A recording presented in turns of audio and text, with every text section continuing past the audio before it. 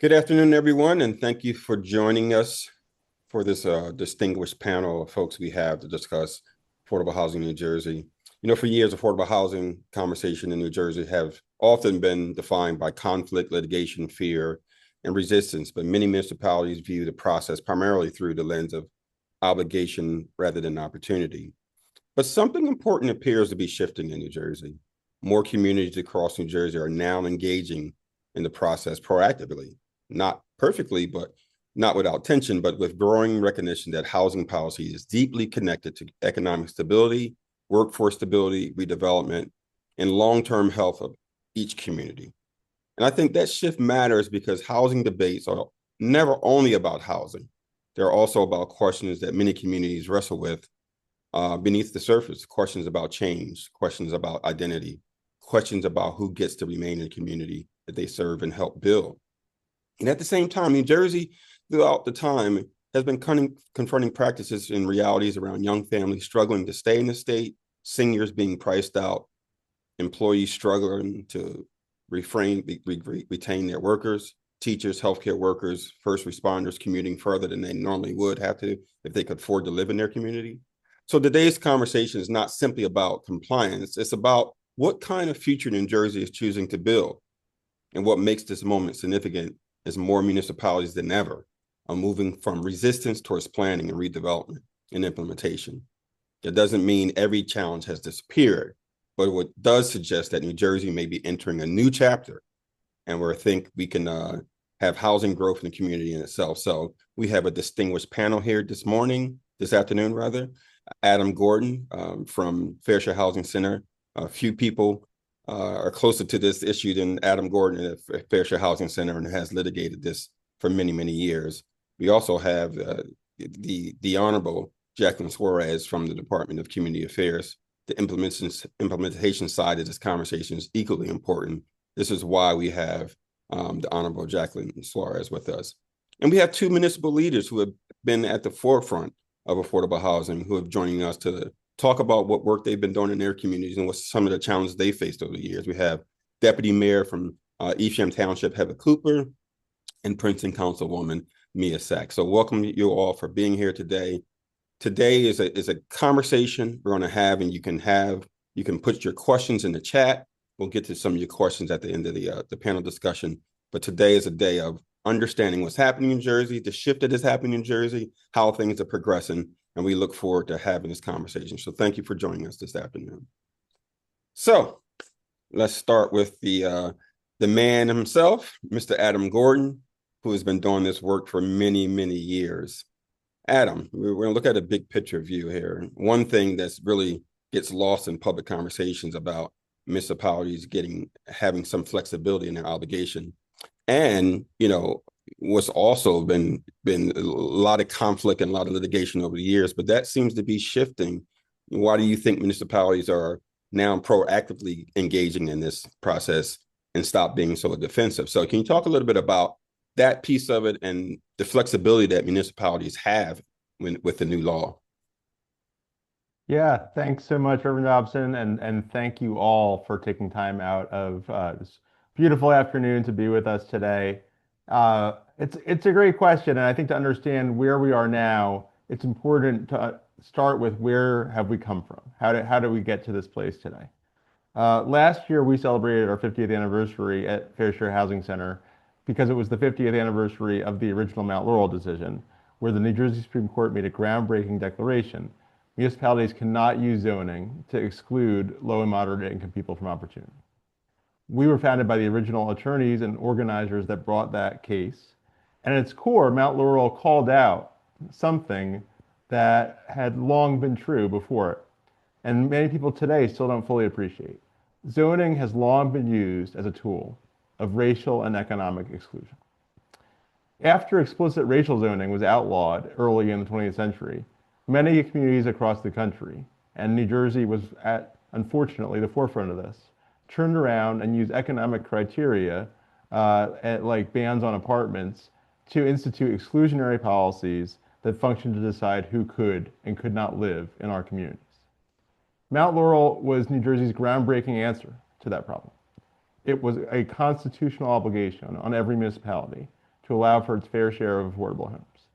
And today, we've gone from something that was a concept on paper to, thanks to the new law that Reverend Dobson just mentioned, that was enacted in 2024, the vast majority of New Jersey's municipalities, over 400 towns, far more than ever before, are now moving forward with creating affordable homes. And how did we get here more recently? Well, for decades, there was a basic question: was Mount Laurel going to be enforced? Too often, municipalities delayed compliance, fought obligations in court, or relied on political dysfunction to stall progress. And there was a really long period from the late 1990s to 2015 where state leaders failed to implement the Mount Laurel Doctrine, which helped lead to the massive housing shortages and unbearable run-up in housing costs for families that we're seeing and still catching up from today. What set the stage for this groundbreaking new law and the shift to more compliance and cooperation was an increase in enforcement. The New Jersey Supreme Court decided in what ended up being called the Mount Laurel 4 decision in 2015 that there would be meaningful enforcement and towns actually had to come up with ways to meet their obligations. And since then, the results have been dramatic. More than 25,000 new affordable homes have been built throughout New Jersey. There's been a boom more generally in multifamily housing. And redevelopment increasingly occurs near transit and on underutilized commercial sites. And as I drive around the state, I see in every corner new affordable homes being created, serving all kinds of communities, from working families to people experiencing homelessness, many of whom are themselves working families, to people with disabilities, to our seniors. And you actually see it. I mean, and that is the thing that has the most impact, of course, from the work is people are actually getting a chance to move in and be part of these communities. And how does that look in the context of the broader region and nationally? There was a new report from our friends at the Regional Plan Association that shows that New Jersey vastly has outpaced our neighbors in producing new housing since 2015. And pretty incredibly, if you look at North Jersey and the New York metro area, North Jersey has been producing new housing since 2015 at nearly 10 times the rate at municipalities in Long Island, just on the other side of New York City. And that's because we have this fair share system and New York does not. And that's had a real impact. While housing costs have dramatically risen to unsustainable levels in all Metro New York, and even down here in South Jersey where we're based, areas without a fair share system have experienced faster increases, worse housing conditions, and more overcrowding than New Jersey has. We actually are doing better than the rest of the region around us. And a new report from Rutgers, just out in the last month, shows that we're on track to increase overall housing production in New Jersey by 45% this decade versus the 2010s. Lots of states are taking a look at what we're doing here in New Jersey and taking elements of our policy and implementing it. And that's been a bipartisan movement from Florida to California, from Massachusetts to Montana. However, what's still lacking in a lot of places, and which has really set the table for the question Reverend Dobson answered, is a baseline of real enforcement. What distinguishes New Jersey is not only the basis of the law, but a real sense that there are going to be real carrots and sticks, that it will work out for your community if you actually follow the law, and there's consequences if you don't. And that has been a long haul through 5 decades of community organizing, legal enforcement, and policy development to get there. And it's really a testament to the long history that we stand on the shoulders on today of advocates and leaders like Ethel Lawrence, who formed this movement and got us to the point today of a system that is really working. So what has changed?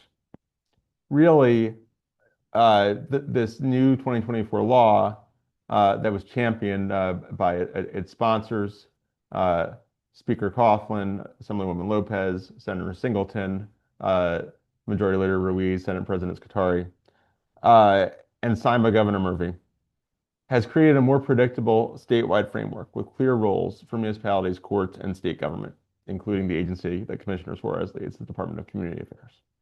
And it finally has the clarity and consistency we need to succeed at scale. Municipalities have clear deadlines, a transparent methodology for how much they have to allow. predictable expectations, and a pathway for compliance. And it takes battles that would take years to resolve. I was part of lots of cases in the last round where towns went through 5 years of litigation and made it more collaborative, orderly, and transparent. And that means towns that are doing the right thing are able to focus their resources on good planning and implementation and coming up with innovations, like we're going to hear from the great examples of the two municipal leaders on this call, on this Zoom today, that really are cutting edge, not just in New Jersey and nationally, in how we can create safe, decent, affordable housing that a wide range of people who need that housing can access. And that gets to the range of options municipalities have to meet the requirements. Every municipality participates in New Jersey because every municipality has a role in meeting the regional housing needs. But municipalities can be proactive and choose from different options. Every 10 years, municipalities have to come up with new plans as to what they are going to do. We've just gone through that cycle called the fourth round. And each municipality's obligations are calculated by looking at factors like job growth, like existing affordability, like where is their land available that's near transportation and jobs. And then the law gives municipalities wide latitude on how to meet those requirements. Towns can choose from a range of approaches, like entirely affordable housing, senior housing, supportive housing for people with disabilities, redevelopment of obsolete office parks and shopping centers, rehabilitation of existing homes, preservation of existing affordable homes, and mixed income development that integrates affordable housing into a broader mixed income community. The obligation's statewide, but the solutions are localized. And a suburban town, a small borough, and an urban municipality will approach this differently, and that's appropriate. Every community is part of the solution. In urban municipalities, that is more focused on rehabilitating the existing housing stock, often running into thousands of homes that are existing affordable units that are not safe or up to standard. Whereas in suburban municipalities, it's more about creating newer housing because there has not been the opportunity historically for lower income families to access that. And increasingly, we're seeing municipalities, including the two on this Zoom, integrate that affordable housing into broader planning. How do you revitalize commercial corridors? How do you take office parks that are sitting vacant and use them to create new economic activity in the community? How do you ensure teachers, nurses, and service workers can live nearby? And how do you bring in new ratables and support local downtowns and businesses? Everyone benefits from affordable housing, and not just the people who live in it.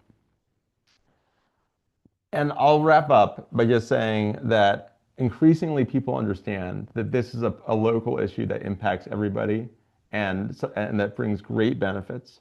When communities fail to plan for housing, I hear all the time, when is my kid going to get out of my basement? And that's something that impacts a broad range of people. And when communities fail to plan for housing, they lose that next generation. They make it harder for families to stay there. Older residents struggle to stay, and local economies suffer.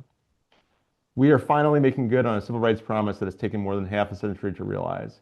And we're really excited to be partnering with all of you today and over the next 10 years to move this forward. I'll turn it back to Reverend Dobson to introduce our great commissioner, Jacquelyn. Thank you, Adam. We'll circle back with more questions after we get through our panel. But this is, I think, it was very, very helpful information. Now, I want to shift towards the state perspective, Commissioner Suarez, and you've been at this work for a while yourself. And from a state perspective, are you seeing and sensing a broader cultural shift now among municipalities from avoidance to planning? And what are some of the redevelopment or planning tools that are available that are proving more effective towards municipalities and what you're seeing throughout the state?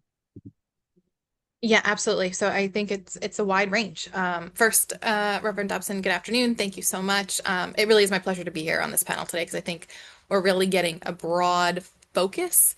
Ironically, I think that those are two antonyms kind of like putting together though, because that's how I feel this is about how the state nonprofits, the locals are all coming together to make this a reality. Because to your point, the way that we approach housing at the department is it's housing first. It's our central mission.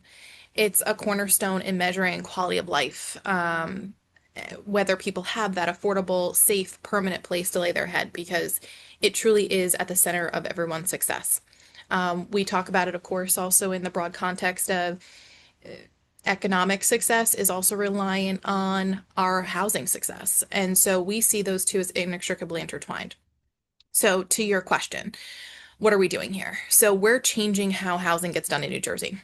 Since 2018, DCA has deployed over $310 million in housing funding. That's supported about 1,200 units of affordable rental and homeownership opportunities. Because when we're talking about affordable housing, we don't want to leave that section behind. We know that homeownership not just leads to opportunities of folks being able to leave generational wealth, but also to create a nest egg for the future. And so we want to make sure that we are not doing one at the harm of another. Many of the projects are intentionally small scale that DCA focuses on. They range from 1 to 24 units because we know that community integrated development is often the most practical and locally supported path forward. We continue to expand affordable housing opportunities through the Affordable Housing Trust Fund and some of the related programs, and I'll talk a little bit about those in a little bit, while also advancing the implementation of A4S 50. Which increases the supply, right, and modernizes how housing development moves forward across our state. Municipalities really have some clear guidance and timeliness going on right now, and we're seeing progress move more efficiently as well.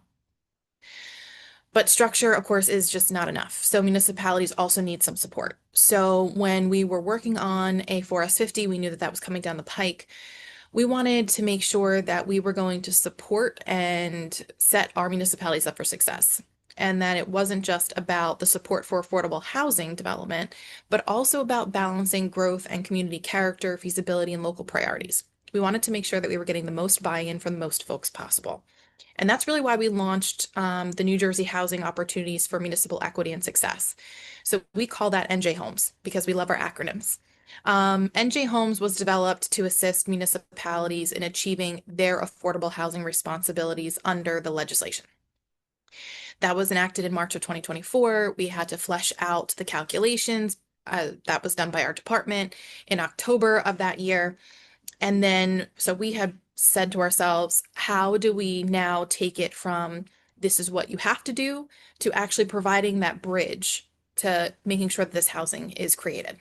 So NJ Homes is designed to provide technical assistance to municipalities, support municipalities in their planning and decision making, and then also help municipalities identify housing solutions that fit their communities. Because what one community needs might look very different than what another community needs. And we also wanted to start shifting the conversation away from, well, our folks don't need affordable housing. That's not accurate. We wanted to start this conversation of, well, do you have an aging senior population that might be looking to downsize or perhaps need ADA accessible units?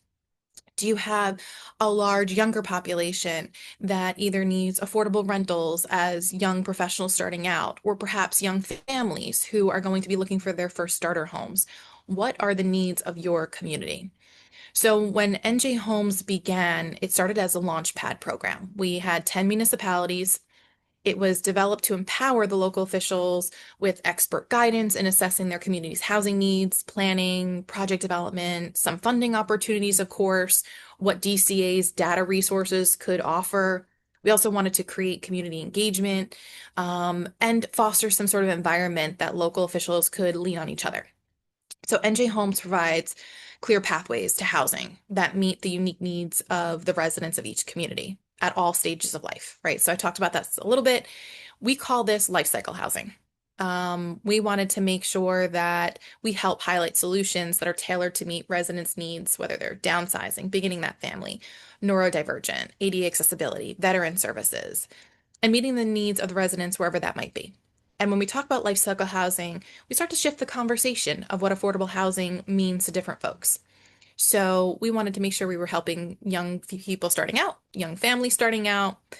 We wanted to make sure that we had housing for people when they are maybe at their most affluent in life, and then also when folks are looking to downsize and move into something smaller, but still remain in the community that they've raised their family in.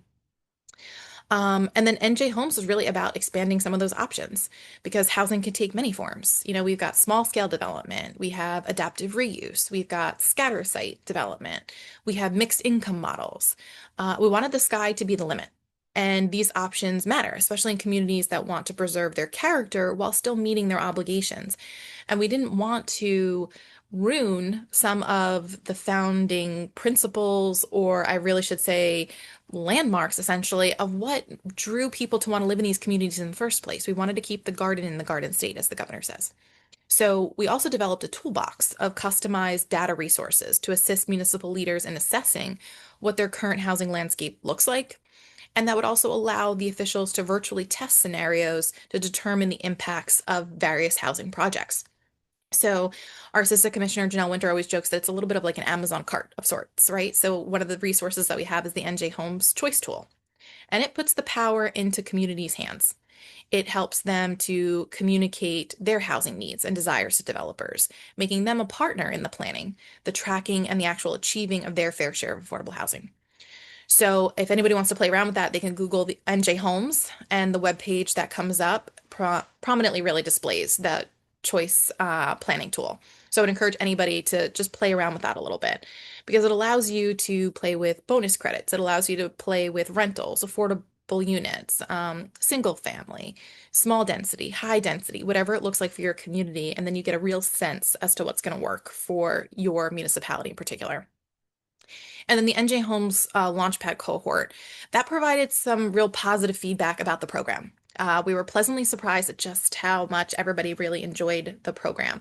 We thought it was going to be successful, but it's nice to actually know that it's working. So they shared the benefits of the structured program in guiding the planning and development of their municipal housing goals. So to assist more communities, we said, let's expand this opportunity to all municipalities in the state. So we launched a new program. It's the NJ Homes Affordable Building Club, or ABC. And we developed this in response to that feedback that we got from local leaders who basically said to us, we don't just need information, we need ongoing support. And that's exactly what we wanted to do. We wanted to, as one of my staffers kind of coined this term, and they were like, I thought you thought this was cheesy. And I was like, it's a little hokey, but I love it. It's really setting up local officials to be architects of their affordable housing. So the Affordable Building Club, or the ABC, is a no-cost monthly virtual educational series that covers essential affordable housing topics, and that can include analyzing housing needs, funding sources, data tools, life cycle housing, project development, community engagement, and a whole slew of other things. And ABC combines self-paced learning with real-time virtual monthly discussions, and it's designed to build local capacity over time, not just for one project. The goal is for long-term planning here. We didn't want to get one project across the finish line only to have others stall out later on. So NJ Homes ABC really helps municipalities analyze their current housing needs and prepare for future development with tools and guidance for informed, data-driven decisions. Everybody likes to talk about how sexy it is to have data-driven decision making, but we're actually providing the tools and resources to truly make those decisions based on data. So for municipalities who are interested in shaping their housing future, we are holding a virtual preliminary information session on Wednesday, June 17th at noon. So local officials can visit our website and the Division of Housing Community Resources page for details, or if they just want to talk to somebody or gain some of that information directly, they can also email us at njhomes@dca.nj.gov if they're interested in joining, and we will happily pass along more information. The official program is going to launch on July 15th, although there is limited enrollment, so that's why I just encourage everybody to get that information ready so that they can press the button when necessary. And the goal isn't just to get towns into compliance, right? It's to help them see this as a chance to do real planning, not just check the box. We're trying to really get this buy-in. Some of the trends, that we've been seeing are strong engagement from municipalities that want to do their housing work thoughtfully and proactively. And this is us answering that call. So in the NJ Homes program, as I mentioned, the first cohort of the 10 municipalities, they've gone through this intensive training to help move the community-supported affordable housing projects from concept to reality. Some of the cohort are using the Launchpad funding to either hire new staff dedicated to housing or to help pay an existing staff member who is dedicated to housing. I also want to just give a small plug that our Division of Local Government Services helps with shared services and sometimes has grant funding to assist in that endeavor as well. So if there are communities who are like, I might not need a full-time person, or we'd be able to share resources, I encourage you to reach out to some of your neighboring municipalities who are interested in doing this to see if you can share either the staffing resources to get this done, or perhaps bring on somebody that you can all share to do this work. Because the towns are taking advantage of all of our resources and subject matter experts to overcome the obstacles and engage in creative planning. And it's not just our subject matter experts, but our established relationships, I think, that are really making it easier to bring outside experts into the fold. So the towns are learning from each other and able to share how each have handled different situations, exchanging ideas and concrete examples, plans, ordinances, etc., that really save time. We wanted this to be a playbook of sorts, right? Be able to say, actually, I have a great location for XYZ. I love what this community has already done. We'd like to mimic this, or maybe slightly tweak it and adapt it to what our community's needs look like. And then they all can also see maybe that there are community developers that are already have done this and will easily be able to work with their community as well. And regarding the framework for municipal housing obligations, as you know, I'm kind of maybe touting some of Fair Share's information, but the vast majority of municipalities have already taken steps, right, to do these calculations. And we want to just take it to that next level so that the remaining municipalities are open to having discussions around what meeting their obligations look like. So can't stress it enough. Just want to reinforce how important the NJ Homes program really is and how we can help local leaders develop that housing stock that aligns with their community's needs. Thank you, Commissioner. And I have to say, the website that you all developed, DCA, is one of the best websites in terms of really finding out the information that you talked about. So I will encourage anyone to go on DCA's website and look at the programs and the tools they have.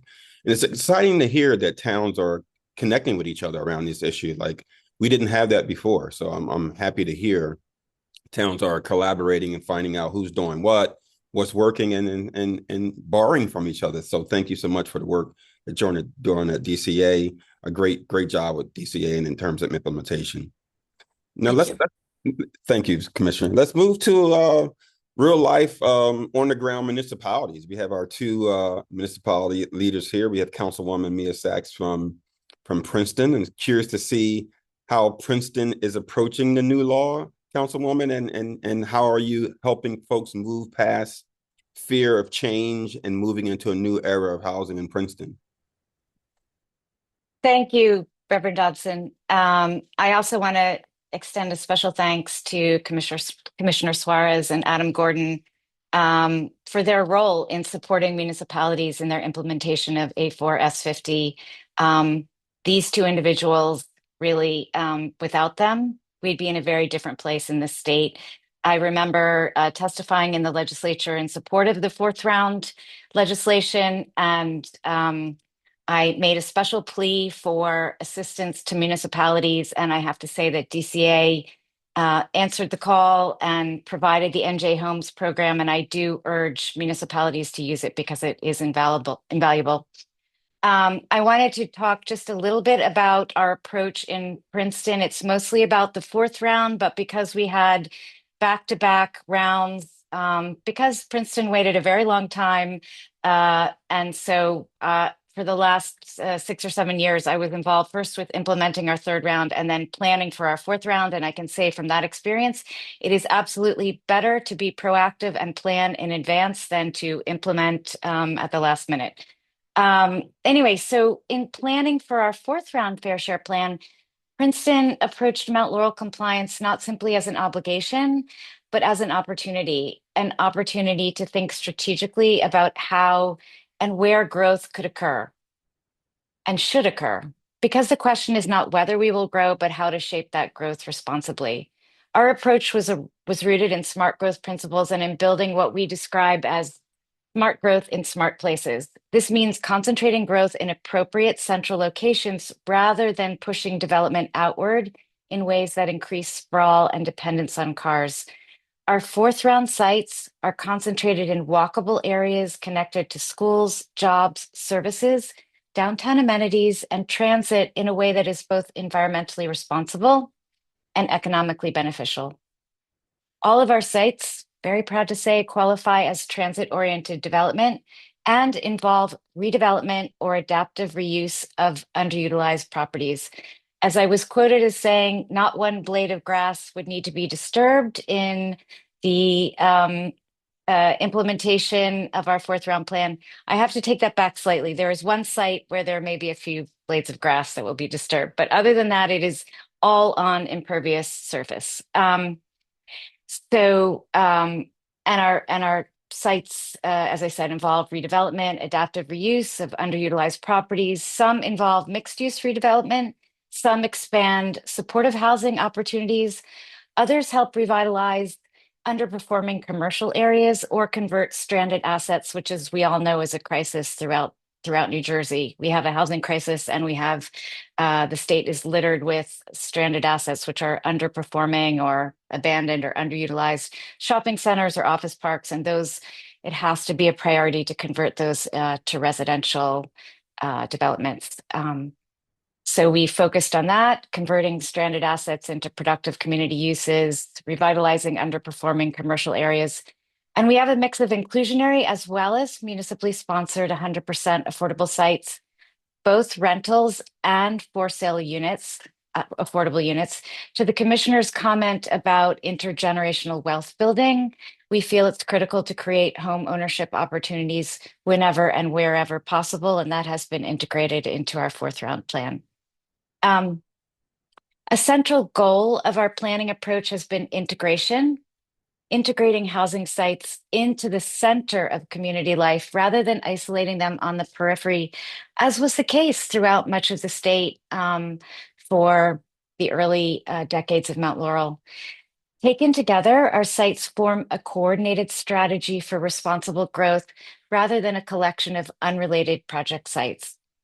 That coordinated approach matters because it allows us to leverage existing infrastructure, reduce vehicle miles traveled, preserve green space, and support local businesses. Housing, transportation, sustainability, and economic development are all interconnected. Princeton has tried to think comprehensively about those connections. We've expanded our free transit system. We now have a milk train and an express route. We are working to implement the bicycle network that was adopted as part of our master plan.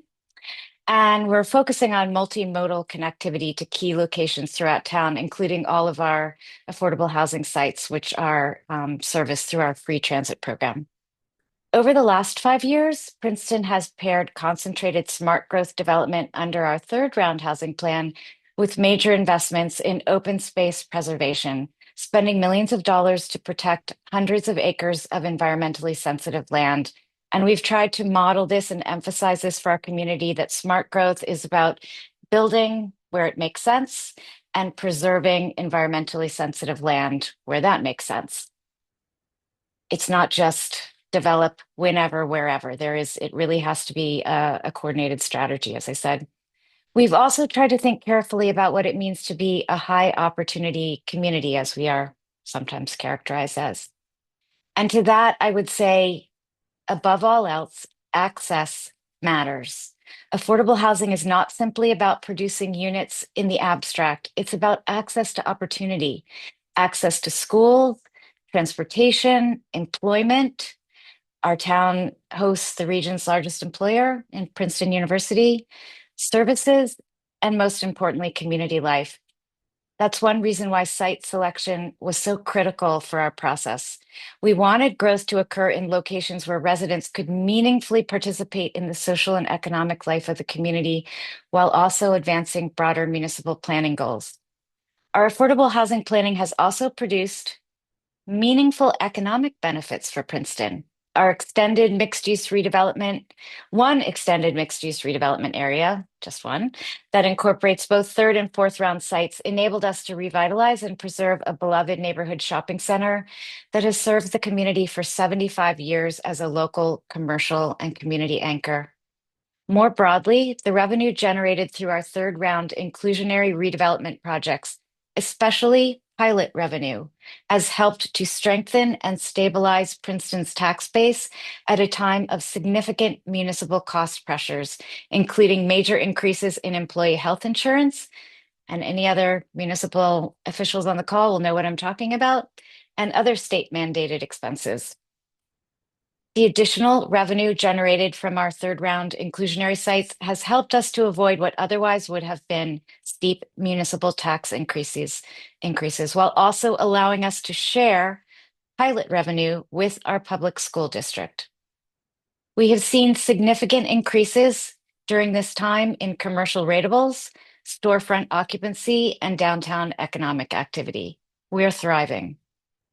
This has reinforced our belief that affordable housing compliance works best when municipalities engage proactively and plan comprehensively rather than reacting under pressure, as has too often been the case in the past. New Jersey's fourth round legislation is facilitating that shift because predictability is critical. What we're increasingly seeing around the state is municipalities shifting from avoidance to a focus on implementation, incorporating housing obligations into long-range planning rather than treating them as isolated mandates.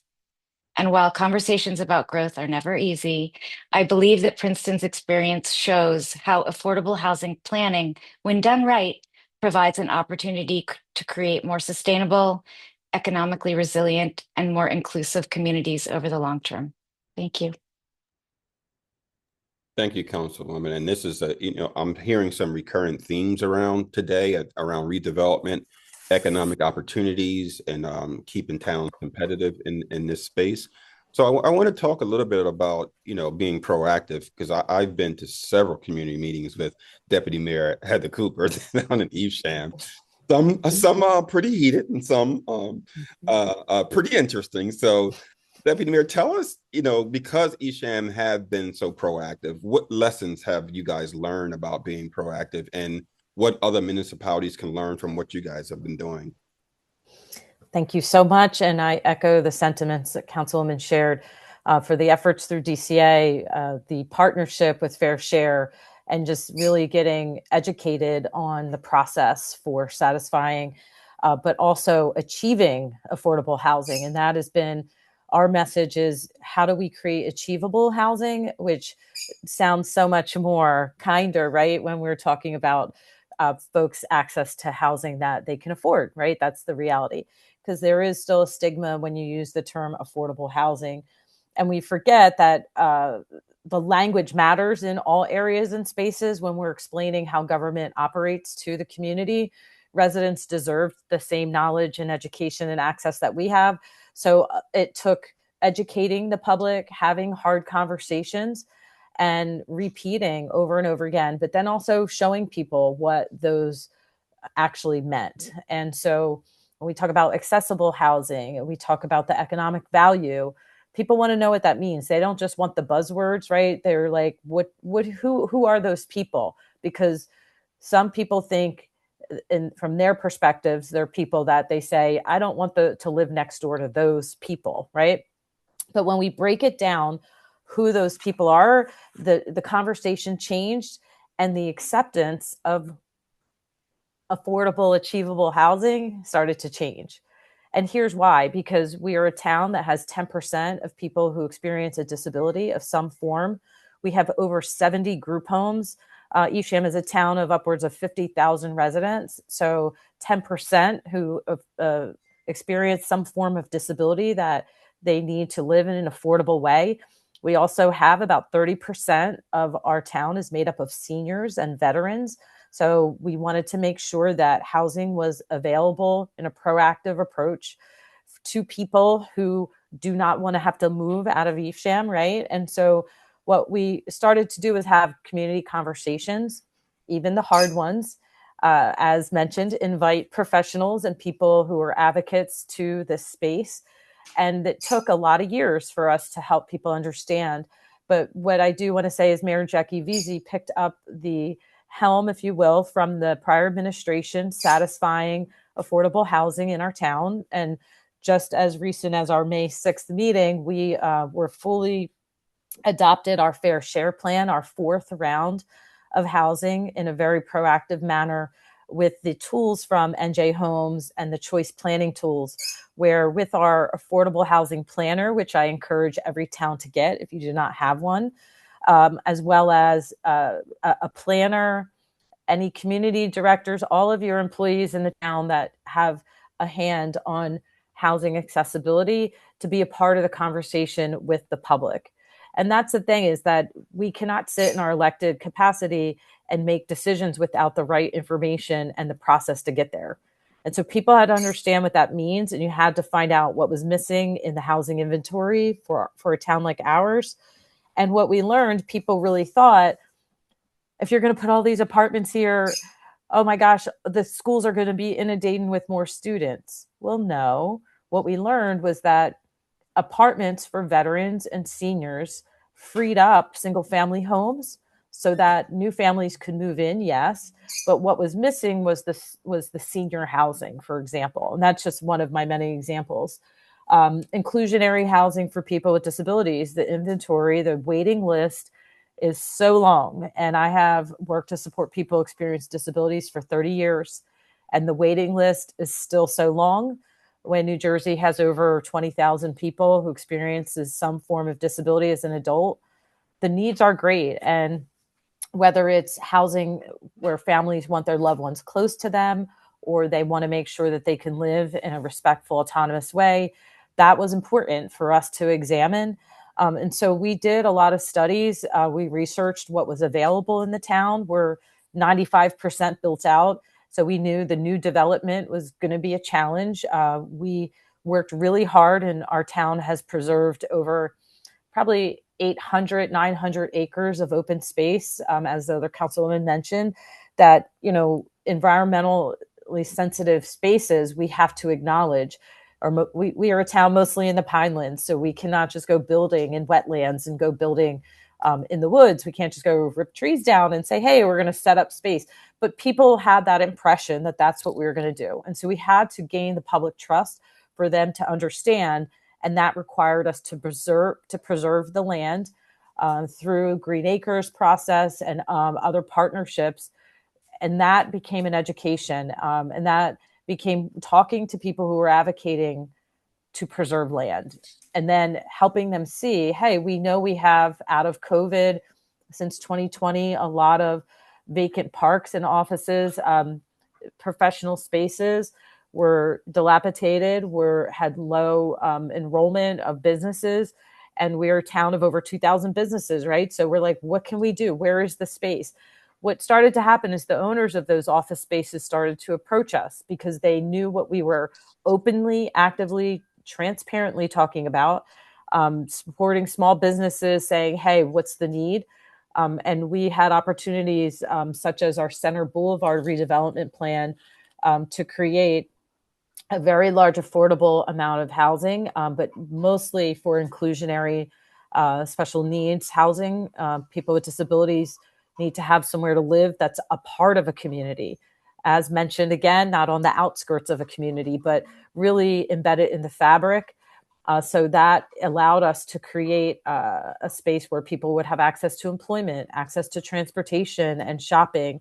And we're very proud of that development that's going up. We did get some pushback, but we had to have the hard conversation. And that's what that's about, is that people need to understand low to moderate income are people who are retired. They have modest pensions. They have, a whole lifestyle, a career they've lived, and they need to downsize their homes. People who are veterans who struggle with getting access to housing because there might be a stigma for that. How do we make sure the mixed development is truly that? And we're not just using buzzwords, but we're showing what our local capacity is and that we have a very specific plan to get there. So I will scream this to the rooftops because we're very proud of it, because we had to do the hard work, and that is what we did. Thank you, Deputy Mayor. I think, and I'm so happy to see that the project you guys are doing with special needs, that was amazing. There's a lot of hard work to get that done. I was at several community meetings there, and it's important that we understand the needs of all residents in New Jersey, and that includes special needs community, veterans housing, those homeless population. This is, we have to care for people who need homes. So I'm going to ask all the panel to come back on, because I'm going to have an open discussion. And one of the recurring themes that keeps coming up is the opportunity for redevelopment. So let's talk about the redevelopment space. I know there was some discussion around office parks, banning. There's also discussion around Senator Singleton's bill around faith-based development. So can you all, and you all can jump in there, what role is redevelopment playing in New Jersey, and how can that benefit New Jersey moving forward? So this is the open question to any of you all. I'm happy to answer that because I'm, I think, known to be one of the most passionate redevelopment advocates in the state. If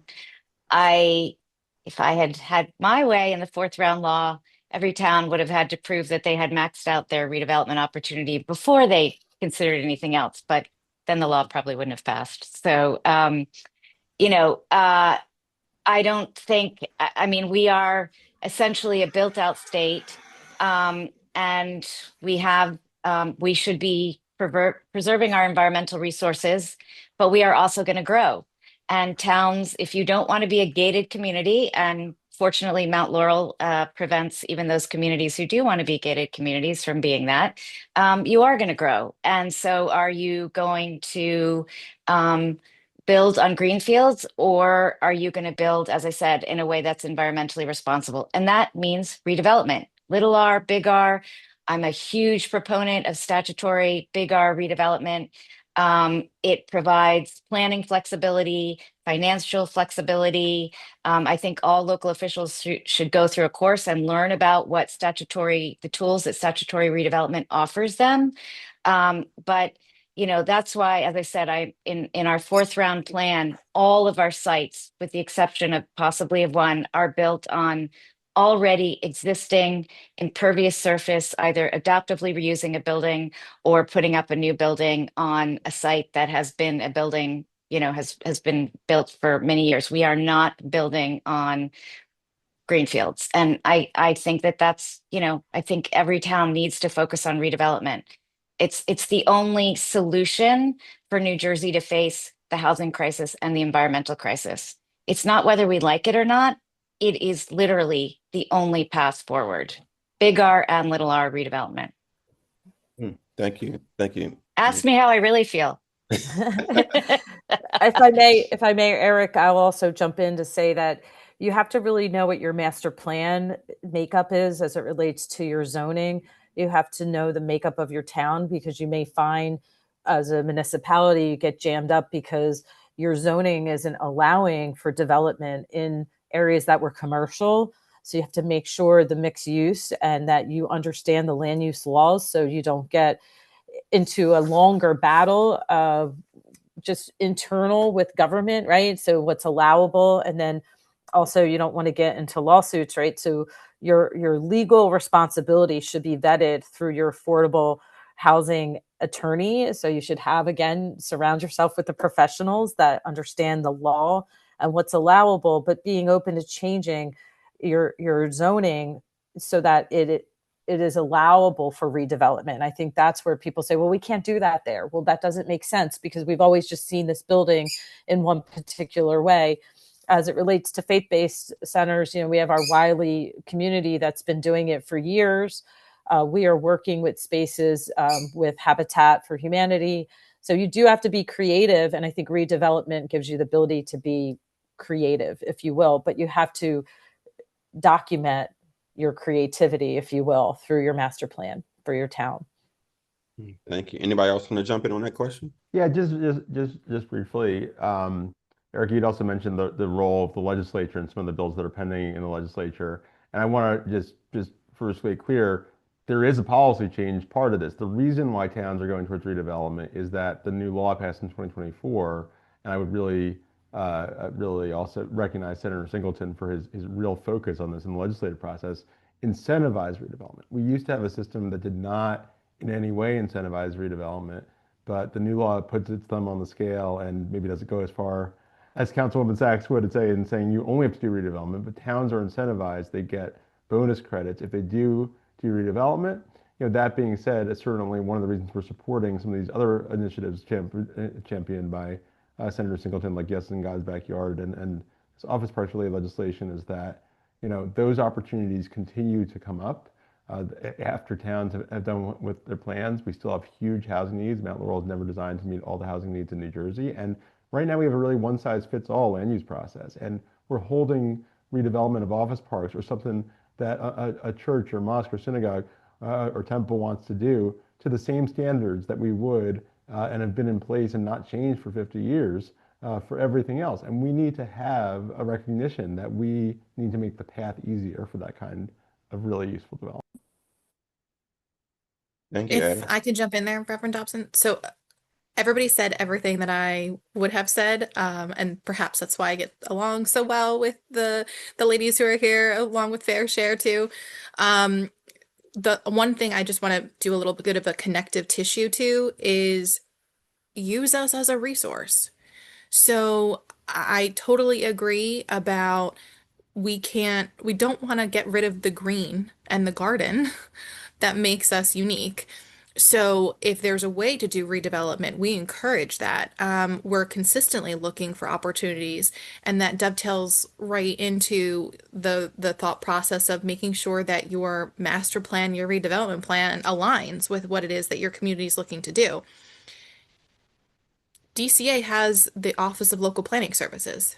So if you don't have the resources to do it, if you just don't know where to start, come to us. Like, we can engage in that conversation, because also to Adam's point, there is no one size fits all model. New Jersey is extraordinarily diverse, not just in our people or our ethnicities and our religions, but also in our landscape. I mean, we have large urban centers, very rural areas, and so nothing's going to work perfectly from one community to the next. So engage in those conversations. What resources do you guys have? What is it that you're looking to do? Don't act as though talking about zoning changes as a third rail. It goes back to communication. If you're explaining to people what it is that you're trying to accomplish, and then you work within the confines of the ordinance process, the regulatory body, to make sure that we are fortifying against what the fears are, but also making sure that we are doing things in an inclusionary way, that conversation is what's going to allow people to feel comfortable in moving forward with these plans and knowing what the goals are. The goals are to deliver housing that's needed for our community. And this is how we have to do it. So if we can stop pretending like a change in the zoning rule is going to be a disaster for home rule, but also bring people to the table in that conversation, I think we're going to have some really creative ideas as to how to respond to the needs of our communities and the housing stock that we need to continue to make sure they're vibrant and sustaining. Because I heard exactly what Evesham was just talking about with, we moved away. People were very fearful about having more kids in schools. Well, we've got schools closing all across New Jersey. So maybe the conversation instead should be shifting away from what are the next steps to ensure that these quote unquote, what used to be starter homes or smaller homes can be reconstituted for the next generation. But some folks aren't going to move out of those homes if there's not affordable options for them. And in today's economy, that doesn't exist. So let's have those conversations about what was unique for Evesham. And that's going to look different than what it is in Jersey City. That's going to look different than what it is in New Jersey. But let's have the conversation. And so I can't stress that enough. Let's talk about it. Come to us as a resource, and we will help you with that plan moving forward. Commissioner, I couldn't have said it better than myself. Let's stay there for a moment, because I think that what you just laid out is so important. Let's have the conversation and move past these fears that are not evidence-based, right? So how do we get more towns to understand the dire need of affordable housing, which, by the way, as you mentioned, people, working class folks are really struggling to stay here. And some people believe that affordable housing, you don't have to have a job. I don't know where they got that information from, but how do we get to move people past these fears that is not evidence-based and really get more housing on the market? Like, how do we have these conversations more? That's for everybody. So I'll jump on that first. I mean, from my perspective, and I hear you, Rev, because every time I'm in this space and having this conversation, folks say, I didn't know about that. And I don't know how to do the drumbeat any differently. I mean, we talk at the League of Municipalities. You guys are hosting this panel right now. We do press releases. We do, egg notices that get out to the local governments.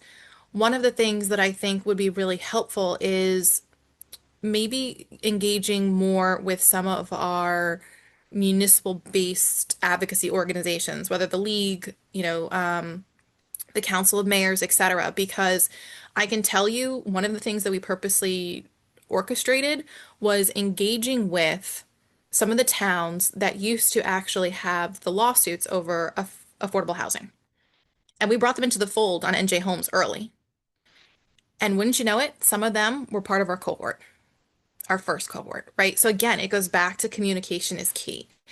So from my perspective, I think we need to arm all of the largest advocacy organizations with the facts. We're trying very hard at DCA, and we could provide the information. That's part of it. Like use this as the resource. We've got it posted on our website. We can also just give you some of our fact sheets. We put them together. To your point, Rev, when people think those who need affordable housing don't work, that's exactly the opposite. These are the folks who kids have to live in the basement because they can't afford to get their rental. That's why we started shifting this conversation about life cycle housing. We're talking about, and it does vary depending on community, but often we're talking about like first responders. We're talking about nurses. We're talking about our hospital workers who can't afford to live in the area that they work. So we're trying to kind of build up that housing stock for them. We've done a lot of work around areas that we're talking about homelessness because the two are inextricably intertwined. Can't afford housing? Where are you going to live? Whether that's street homelessness or non-street homelessness. And so when folks started talking about that, we would say how much you have to make per hour in order to afford the rent in your area. And there's not enough hours in the day for some of the folks working in those in certain industries. So we wanted to make sure that we were shifting. And sometimes this goes back to let's have a little bit different of a rhetoric. When we talk about life cycle housing, people can buy into that because sometimes different lingo has, it's almost like a dirty word in certain communities. So we started talking about it from that perspective. When I engage with a mayor who maybe their community was originally opposed because they have a mental concept of what affordable housing is, we started talking about it as life cycle housing. Are you telling me you don't want your kids to be able to live in the community you raise them? You're telling me you don't want your parents to be able to age in place in the area that they raised you? And they're always like, of course. And I'm like, well, that's what we're talking about here. But again, if people aren't having the conversation about what affordable means, because essentially affordable, everything is affordable. It's just that some people can afford more than others. And so let's have that conversation about what this looks like. So to your point, I will happily put some stats together that we can all utilize and use as like our hymn book to be getting this information out there. And I welcome thoughts from others, but other than the league and maybe like the council of mayors and even the New Jersey Association of Counties to help kind of drive that point home, I think we can lean on them. Eric, if I may, I was just going to say Mount Laurel actually did this and they did it well, is they invited members of the community to come and visit some of the affordable housing, new housing that they established, the senior housing. So creating community meetings in the spaces where people are intimidated by have made a huge difference. We've done 3 so far in our senior housing, and people were really taken aback because that humanistic connection with another person that's living in a space that is put together very nice. It's very accessible, or to meet someone who uses a wheelchair to get around and needs to have an accessible home. Meeting the real people that are going to live in that space, I think that also disarms people's impression in their minds of what they're thinking affordable housing is. I think that's important.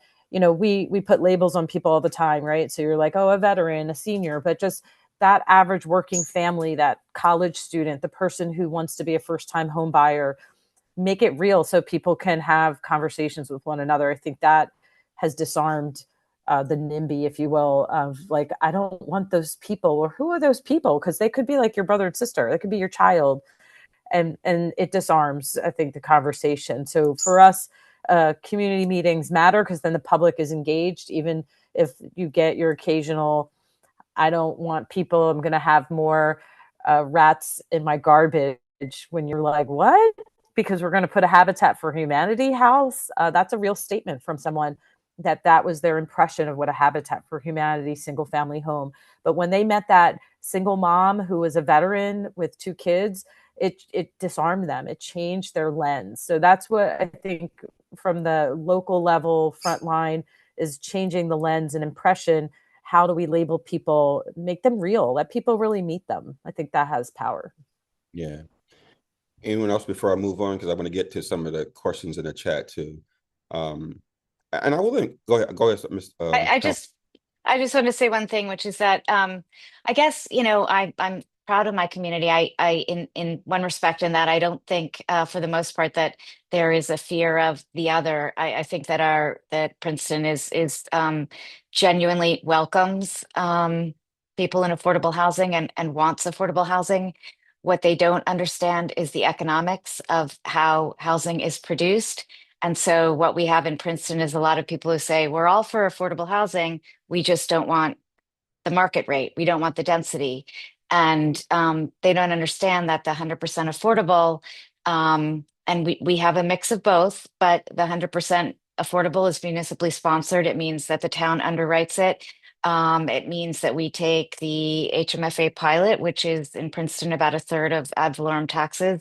It means it is very expensive for the municipality to do 100% affordable municipally sponsored housing. We hope that, that the projects will be eligible for state financing, but often we have to add millions to make them competitive for the grant competitions. And it is simply not to reach our number and for New Jersey to produce the amount of housing that it needs, unless the federal government wants to get back into the housing business, which hasn't happened in decades and does not look likely anytime soon.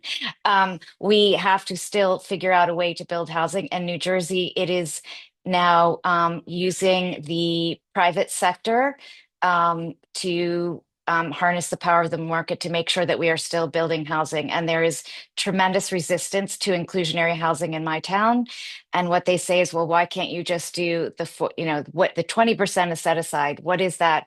If you look at some of the numbers that are coming out from other places, like I just saw in San Francisco, where they do inclusionary housing, they basically have said that in the current market, it is not financially viable to even enforce inclusionary housing. I'm very glad that in the fourth round legislation, 20% is mandatory, and that that is still happening in New Jersey, that companies can build the 20%, but there seems to be this general economic obliviousness about how housing is produced. It does not build itself. It is not free. Someone has to purchase the land. They have to build the units. They have to maintain the units. And if it's the town, it is the taxpayers who, for the most part, are going to be the guarantors of that. And that, we have a lot of brilliant people in our town who have all sorts of degrees. But they seem to misunderstand the basic economics of how housing is produced, which is would be an important thing for people around the state to learn. Yeah, and particularly to Commissioner Jackie Suarez's point, like different areas has different needs. So of course, Princeton housing needs are different in terms of other places like in Gloucester and Cumberland Township. So the price of Princeton housing is much more expensive, costs more money to build there. But I want to get to some of the questions in the chat, because I think one of the questions is about pilots. So hopefully we'll be able to come back to that. But one of the things that keeps recurring in the chat is around special needs housing. There seems to be very limited resources or limited special needs housing and affordable housing in the state, according to some of the questions had in the chat. Could someone speak to how available are special needs housing, handicap accessible, AD, like how is that happening? Are there more units coming online with accessibility for special needs? We have it interspersed throughout our inclusionary sites, and we have actually located the support of the adult. We have a number of sites for adults with developmental delays, and we have cited that housing near to employment opportunities in town, where there are a number of places where they look to provide job opportunities for those adults. So we have had a lot of success with that. And as you know, in the crediting scheme, that's sometimes appealing to towns because it's each bedroom is one credit as opposed to a full unit. So I feel like there are a lot of towns moving in that direction, which is good. I will say from Evesham's perspective, there will be many that are available, and we will continue to focus in that area of need. Having worked with Jen Velez many moons ago in Supportive Housing Association SHA, I think they're very strong advocates to ensure that there is. But I think I mentioned earlier in my message just that we know the housing inventory specifically for people and individuals with special needs that it's lacking. As the population of people, that particular group of people are aging. I know that the housing vouchers with the state, with DED, are challenging and becoming more restricted with funding. So I'm hearing, because I do spend time in that space in many other lives I live, someone like my sister-in-law, she's 44 years old. She has an apartment for a housing voucher, but it is restrictive to certain areas that she can afford based on her income. So I think there's challenges within the system beyond just the inventory. I think it's multiple layers. But I think as there is, DCA is giving the incentive and motivation for municipalities to consider that type of housing, it is increasing. And that's been our area of focus. So I do want to mention that, but without taking the commissioner's thunder, because I'm sure they're working on many creative ways there. So we have a few different funding sources, and some of them actually will focus on this. One of the areas, and this is on one of our data tools that's on our website, it allows municipalities and residents to kind of plug and play. So the legislation A4S50 that we've been talking about a lot, it provides bonus credits for certain supportive housing that's being developed around the state. So that's one way that the state is trying to incent municipalities to build this type of affordable housing in their communities. And so not only do you get bonus credits for it, but in our tool, you can play around with it. You can see, if you're doing senior-based, if you're doing special needs, what that looks like and how it interplays with what your responsibility for affordable housing looks like for your community. When we are looking at funding from the Affordable Housing Trust Fund, from the National Housing Trust Fund, and from our supportive housing initiative, we are also looking to make sure that we are trying to do a wide berth of different types of project funding. When I mentioned earlier, we do 1 to 24 units. So we do the smaller units. Larger than that typically falls under our sister agency, the Housing Mortgage Finance Agency, which has been doing a lot of affordable housing around the state of New Jersey, typically a little bit higher density.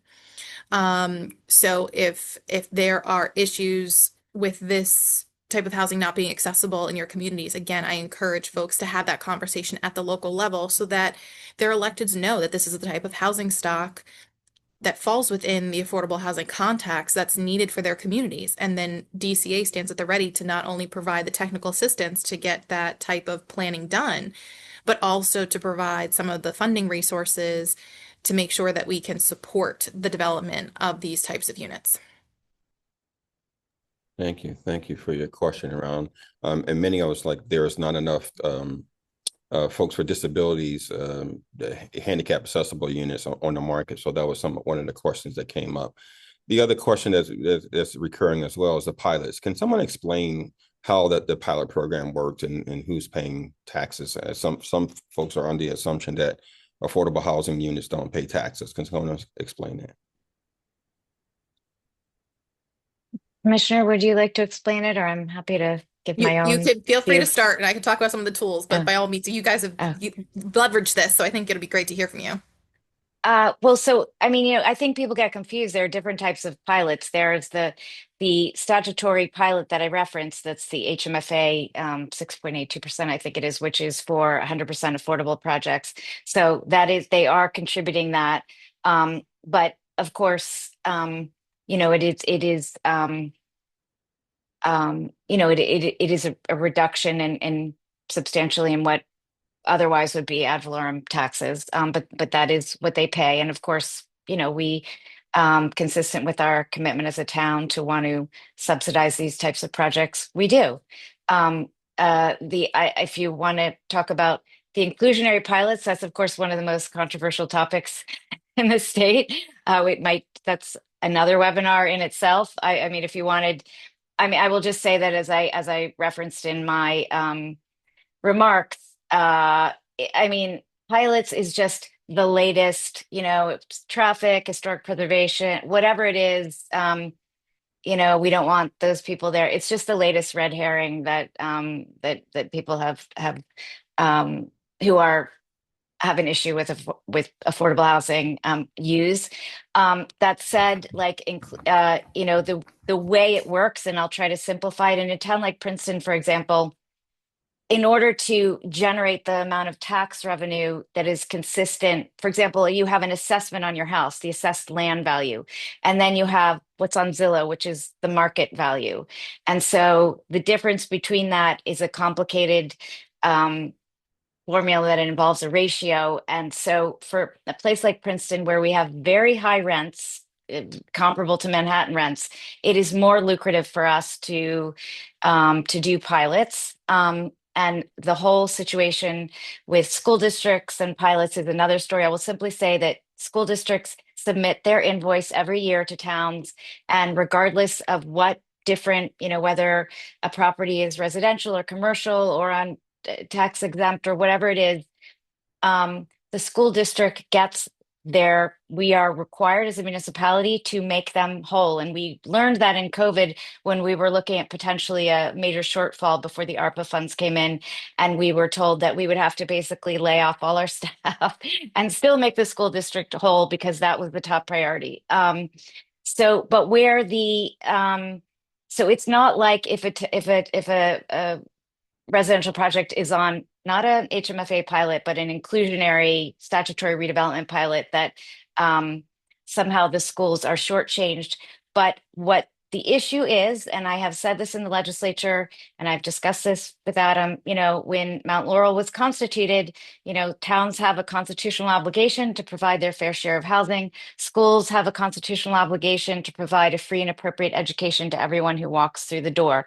Those dots are not connected at the state level, and it pits school boards and municipal officials against each other in a way that is very unfortunate. And I will say that in Princeton, we are both committed not only to housing students, but providing them with an excellent education. And those two set them up for success. But the way the affordable housing system works, the only actually creative tool we have as municipal officials is to negotiate an inclusionary pilot and then provide revenue to the school district that goes above the 2% cap. The only other option the school district has is to provide, for an enrollment waiver, which is really too little too late. This is one, and I know we talked about a lot of schools are losing students. That is certainly not the case in our town. We have an excellent educational system, and I would love to see the state do more to reward towns like mine who are embracing our affordable housing obligation, but also want to make sure that those kids get an excellent education. But I know that's sort of, the pilots is a complicated issue, but I wouldn't believe everything you read on the internet. So. Adam, And okay, I'm sorry, go ahead. I was just going to say, from our perspective, municipal pilots actually sustained us through COVID, because it is a payment in lieu of taxes, but it is still a payment nonetheless. So it is a portion of tax that is given. So it is tax funding, just for clarity. They're not totally wiped out and they don't have to pay any taxes. I think that is a misnomer. But to have those lump sum payments helped in especially a time like COVID, or if there's other financial challenges, it's just doing it responsibly. They can be built on a 5, 10, or 30-year, multiple years before they will go fully responsible for that. And it allows the developer to build up their capacity of enrollment for the apartments or whatever the housing at that particular space is. I will say Evesham proactively, before the bill came forward for pilot money to be given to schools, we have been doing it proactively since 2022, but the school has to apply for it, and it has to be specific to public safety, because we will not write blank checks to schools. It is all the same tax collected, right? It's just which piece of the pie. School funding is 75% of a taxpayer's collection that they must give. of their own tax dollars. Municipal government is 15% in our town. So for awareness, folks should really make sure that they're advocating that that pilot money is dedicated for something that is needed, not wanted, not capital funding, not random positions that may not be required. It really needs to be specific, that's going to benefit the town as a whole, because the idea is that the tax dollars are paying for, EMS services, first responders, our police, if there is that need that's being added into a community. So for us, we've been real specific about pilot. We try to stay great partners with the school, but I agree with the councilwoman, can become contentious, but we all support the same residents, and the tax dollars is just another piece of the pie, if you will, for the resident. Yeah. Thank Pilot you. revenue is also, you are provided with audited statements, which you do not get with conventional taxation. There's a lot of room for, Yeah. it's almost on the honor system, the conventional taxation. Believe it or not, you have a lot more control to know that you're getting your fair share of tax money when you're on a pilot. And it's the same money, guys. I mean, it's not like it's new money. It's the same money you're paying.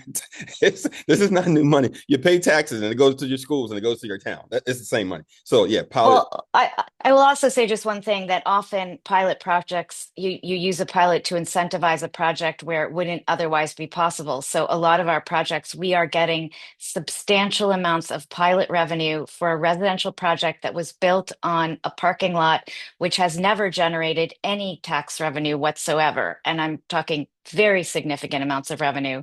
So, there's a lot of ways you have to sort of dig into it and understand, rather than, there's a lot of rhetoric, which is not accurate. Yeah, don't believe what you see on the internet all the time. And this is, let's wrap up with this. Some closing remarks from you guys, because I think one of the recurring things is the redevelopment space. Councilwoman Sachs, you just mentioned that you have towns that have parking lots, empty parking lots, heat, emission for environmental issues that you could have tax revenue building housing on it. So I want you guys to talk about what opportunities lay ahead. There are significant pieces of legislation around getting at more housing. To Adam's point, Mount Laurel is not the be all to end all. It's a start, but New Jersey still under 200,000 or over 200,000 units needed. And that's why folks are, talking about we need more housing, but there's still significant opposition around legislation is out there that could get at this. So in your closing statements, what are some of the pathways forward to help get more housing on the market that will actually reduce the cost of housing? It's a supply and demand issues. That's all it is. I'll go again, just for in closing, that one thing that I wrote down earlier was that failing to plan is planning to fail. So you have to know what the goal is. And I think Commissioner said it earlier, you really have to know the needs of your community. I would really like to see more on the accessor housing. Am I saying that correctly? So the arrangements that allow individuals and families to provide a space that gives access to additional housing as a part of their single family home. I know that the ADUs, if you will, accessory dwelling units, have a lot of controversy.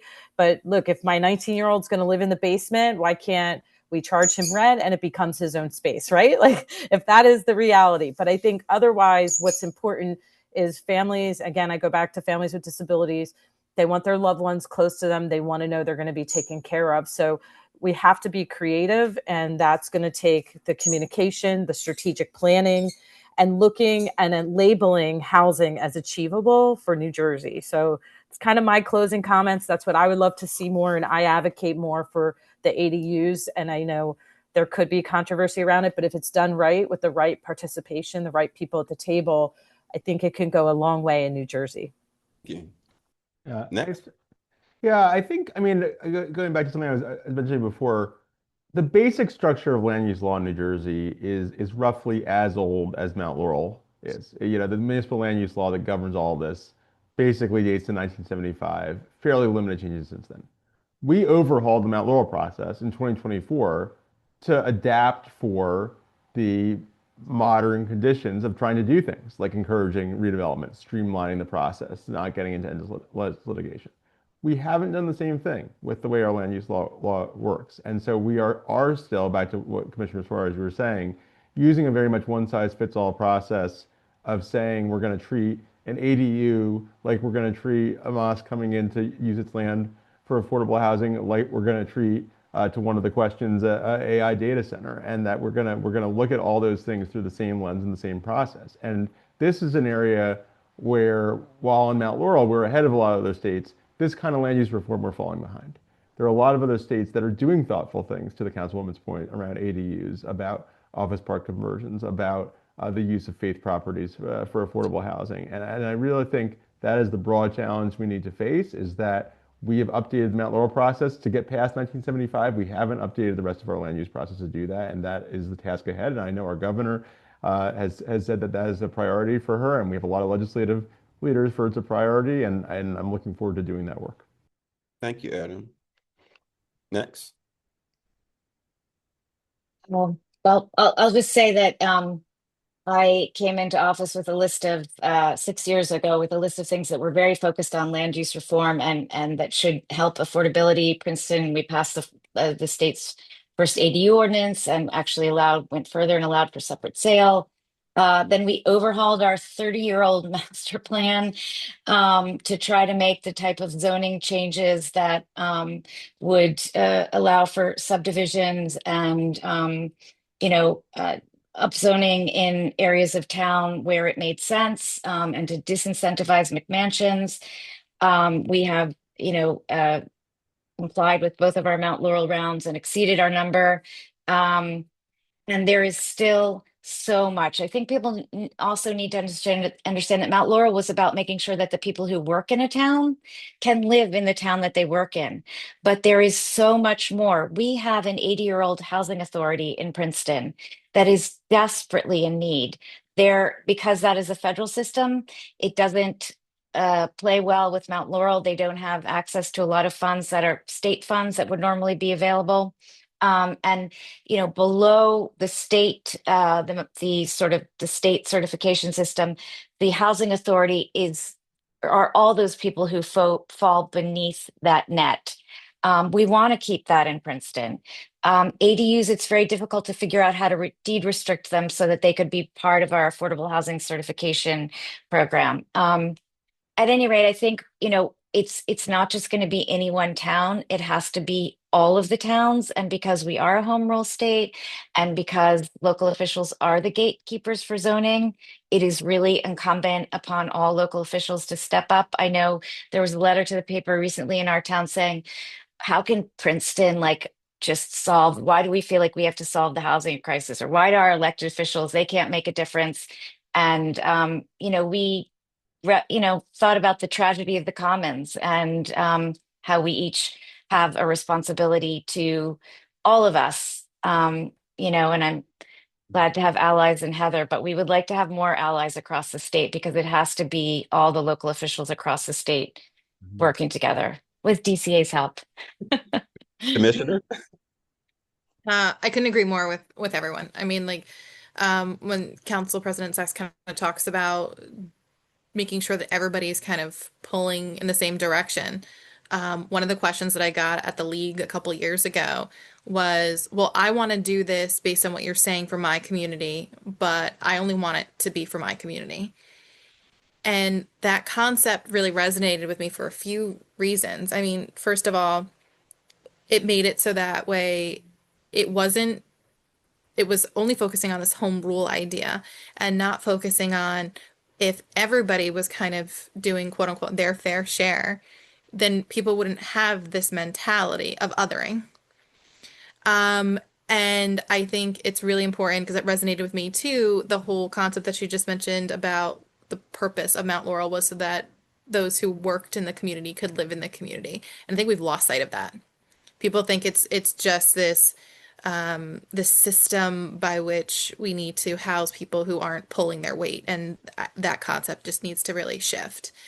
As far as what we can do, because I think that was the real question, this leaving on a good note.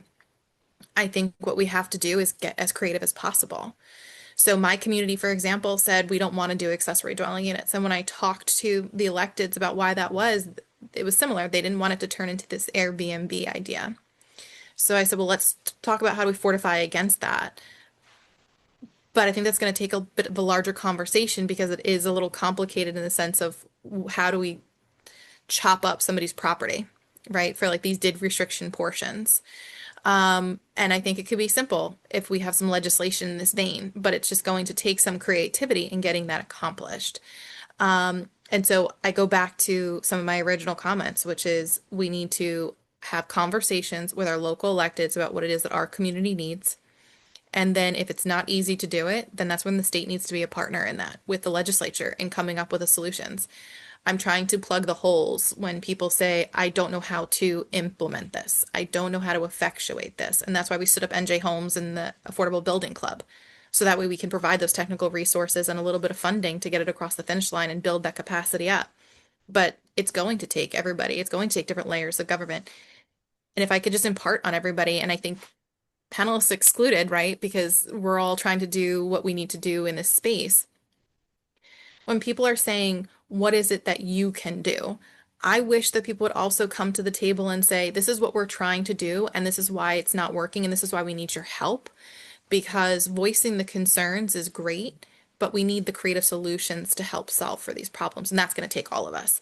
So if I can just impart on everybody who's listening here, it's help to come up with the strategies to fix this problem, because identifying the issues isn't the difficult part for us. It's solving them that's going to be the hard part, and that's going to take all of us.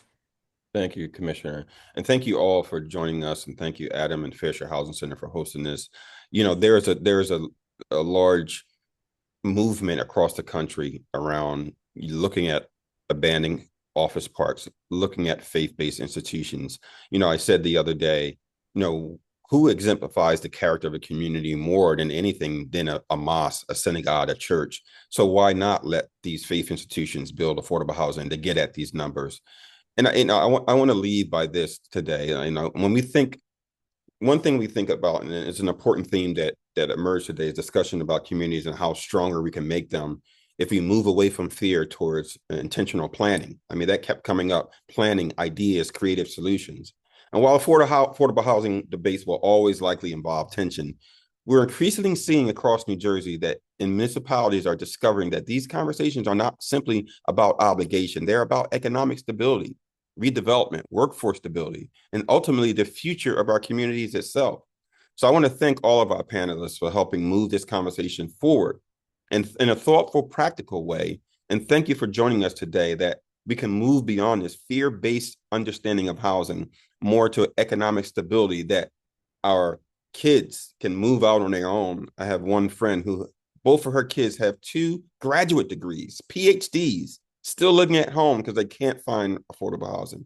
So we need to move past this fear-based understanding. And I think New Jersey is, as we start to come up with more creative solutions. And thank you all for joining us. Thank you, Commissioner. Thank you, Mia. Thank you, Heather. Thank you, Adam, and everyone who has joined us today. This has been a helpful and hearty conversation. Look forward to talking to you all soon and working with you all.